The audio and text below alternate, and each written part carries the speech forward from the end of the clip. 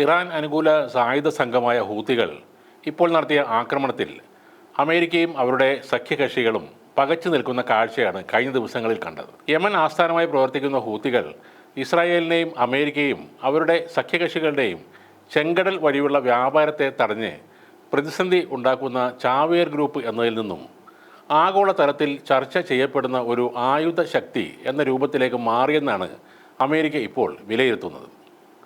ലോകരാജ്യങ്ങൾക്ക് വൻ വെല്ലുവിളി ഉയർത്തുന്ന തരത്തിൽ ശ്രദ്ധേയമായ സൈനിക ആയുധ ശേഖരങ്ങൾ ഹൂതികൾക്കുണ്ടെന്നത് അമേരിക്കൻ സൈനിക നേതൃത്വവും സമ്മതിച്ചു കഴിഞ്ഞിട്ടുണ്ട്. ഹൂതികളുടെ ആയുധശേഷി എങ്ങനെ വിലയിരുത്തണം എന്നതിനെ സംബന്ധിച്ച് അമേരിക്കൻ പ്രതിരോധ വകുപ്പിന് ഇതുവരെയും കൃത്യമായി ഒരു ധാരണയിലെത്താൻ കഴിഞ്ഞിട്ടുമില്ല. അവരുടെ ഡിഫൻസ് അണ്ടർ സെക്രട്ടറി വില്യം ലാപ്ലാൻഡെ പറയുന്നത് ഹൂതികളുടെ സാങ്കേതിക വൈദഗ്ധ്യത്തിൻ്റെ കാര്യത്തിൽ അമേരിക്കൻ സൈന്യം വല്ലാതെ ഭയപ്പെടുകയാണ് എന്നാണ്. വാഷിങ്ടണിൽ നടന്ന ഒരു പ്രതിരോധ ഫോറത്തിൽ പങ്കെടുത്ത് സംസാരിക്കവെയാണ് ഇക്കാര്യം അദ്ദേഹം തുറന്നു പറഞ്ഞിരിക്കുന്നത്. കഴിഞ്ഞ വർഷം ചെങ്കടലിലുണ്ടായിരുന്ന അമേരിക്കൻ നാവികസേനയ്ക്ക് ഹൂതികളുടെ ആയുധങ്ങളുടെ കരുത്ത് നേരിട്ട് കാണാൻ കഴിഞ്ഞെന്നും അദ്ദേഹം പറയുന്നു. ഹൂതികളുടെ മിസൈലുകൾ അമേരിക്കൻ യുദ്ധക്കപ്പലുകളുടെ ഏതാണ്ട് 200 മീറ്ററിനുള്ളിൽ വരുന്നതായ റിപ്പോർട്ടുകൾക്കിടെയാണ് വില്യം ലാപ്ലാൻഡയുടെ ഈ വെളിപ്പെടുത്തലും ഉണ്ടായിരിക്കുന്നത്. കഴിഞ്ഞ ജൂണിൽ USS ഐസൻഹോവർ എന്ന പടക്കപ്പലിനെ ലക്ഷ്യമാക്കി ഹൂതികളുടെ മിസൈൽ പതിച്ചത് യുദ്ധക്കപ്പലിൽ നിന്ന് 200 മീറ്റർ മാത്രം അകലെയാണെന്നാണ് Washington Institute for Near East പോളിസിയുടെ വിദഗ്ധർ പറയുന്നത്. ഹൂതികളുടെ ഭീഷണി ഒഴിവാക്കാൻ ജർമ്മനി തങ്ങളുടെ യുദ്ധക്കപ്പലുകളെ വഴിമാറ്റി വിട്ടതും അമേരിക്കൻ ചേരിക്ക് നാണക്കേടുണ്ടാക്കിയിരുന്നു. ഇതിന് പിന്നാലെയാണിപ്പോൾ അമേരിക്കൻ യുദ്ധക്കപ്പലുകൾ ലക്ഷ്യമിട്ട് വ്യാപകമായ ആക്രമണം നടന്നിരിക്കുന്നത്.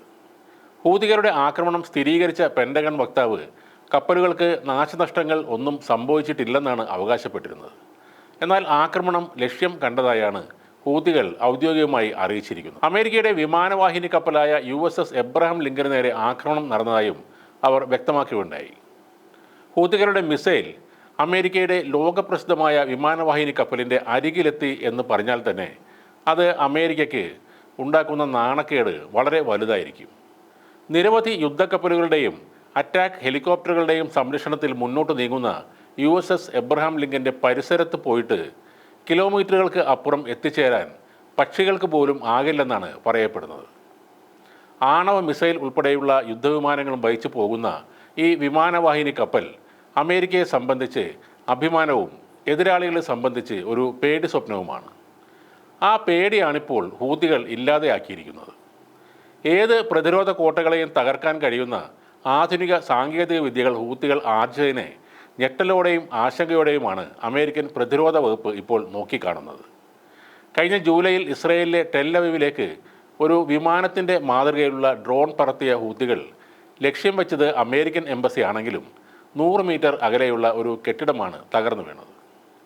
ഹൂതികളുടെ ഈ വർദ്ധിച്ചു വരുന്ന സാങ്കേതിക വൈദഗ്ധ്യത്തിന് പിന്നിൽ ഇറാനെയാണ് ഇസ്രയേലും അമേരിക്കയിലും കാരണക്കാരായി കാണുന്നത്.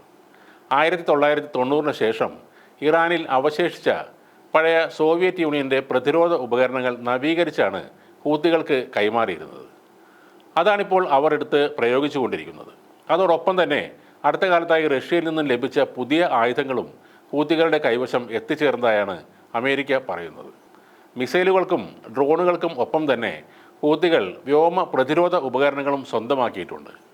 അമേരിക്കൻ സേനയുമായുള്ള ഏറ്റുമുട്ടലിൽ 1 ഡസനിലധികം അമേരിക്കയുടെ ഡ്രോണുകളെ ഹൂതികൾ വെടിവെച്ച് വീഴ്ത്തിയിരുന്നു. ഹൂതികളെ തകർക്കാൻ നിരന്തരം യമനിലെ താവളങ്ങളിൽ അമേരിക്കയും ഇസ്രയേലും ബോംബിംഗ് നടത്തുന്നുണ്ടെങ്കിലും അതൊന്നും തന്നെ ഹൂതികളുടെ ആക്രമണ വീര്യത്തെ ബാധിച്ചിട്ടില്ല. നിശ്ചയദാർഢ്യവും ചങ്കൂറ്റവും മാത്രമാണ് അവർക്കുള്ള കൈമുതൽ.